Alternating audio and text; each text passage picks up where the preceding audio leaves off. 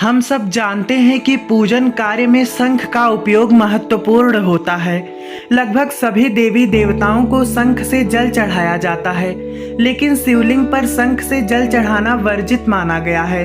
आखिर क्यों शिव जी को शंख से जल अर्पित नहीं करते हैं? इस संबंध में शिव पुराण में एक कथा बताई गई है।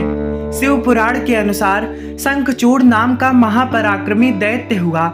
शंखचूड़ दैत्यराज दंभ का पुत्र था।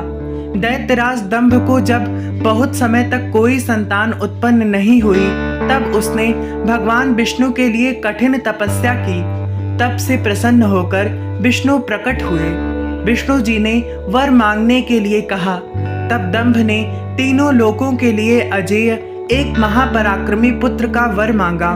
श्री हरि तथास्तु बोलकर अंतर ध्यान हो गए। तब दंभ के यहाँ एक पुत्र का जन्म हुआ, जिसका नाम शंखचूड़ पड़ा। शंखचूड़ ने पुष्कर में ब्रह्मा जी के निमित्त घोर तपस्या की और उन्हें प्रसन्न कर लिया। ब्रह्मा जी ने वर मांगने के लिए कहा। तब शंखचूड़ ने वर मांगा कि वो देवताओं के लिए अजेय हो जाए। ब्रह्मा जी ने तथास्तु बोला और उसे श्री कृष्ण कवच दिया। साथ ही ब्रह्मा ने शंखचूड़ को धर्मध्वज की कन्या तुलसी से विवाह करने की आज्ञा दी। फिर वे अंतर ध्यान हो गए। ब्रह्मा की आज्ञा से तुलसी और शंखचूड़ का विवाह हो गया। ब्रह्मा और विष्णु के वरदान के मद में चूर दैत्यराज शंखचूड़ ने तीनों लोकों पर स्वामित्व स्थापित कर लिया। देवताओं ने त्रस्त होकर विष्णु जी से मदद मांगी, परंतु उन्होंने खुद दंभ को ऐसे पुत्र का वरदान दिया था, अतः उन्होंने शिव से प्रार्थना की। तब शिव ने देवताओं के दुख दूर करने का निश्चय किया और वे चल दिए। परंतु श्री कृष्ण कवच और तुलसी के पतिव्रत धर्म की वजह से शिव जी भी उसका वध करने में सफल नहीं हो पा रहे थे।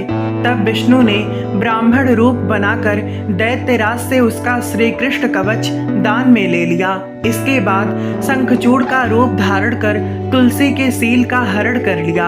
अब शिव ने शंखचूड़ को अपने त्रिशूल से भस्म कर दिया और उसकी हड्डियों से ही शंख का जन्म हुआ। चूंकि शंखचूड़ विष्णु भक्त था, अतः लक्ष्मी और विष्णु जी को शंख का जल अति प्रिय है और सभी देवताओं को शंख से जल चढ़ाने का विधान है। परंतु शिव जी ने चूंकि उसका वध किया था, अतः शंख का जल शिव जी को निषेध बताया गया है। इसी वजह से शिव जी को शंख से जल नहीं चढ़ाया जाता है। Thank you for watching. Subscribe for more videos.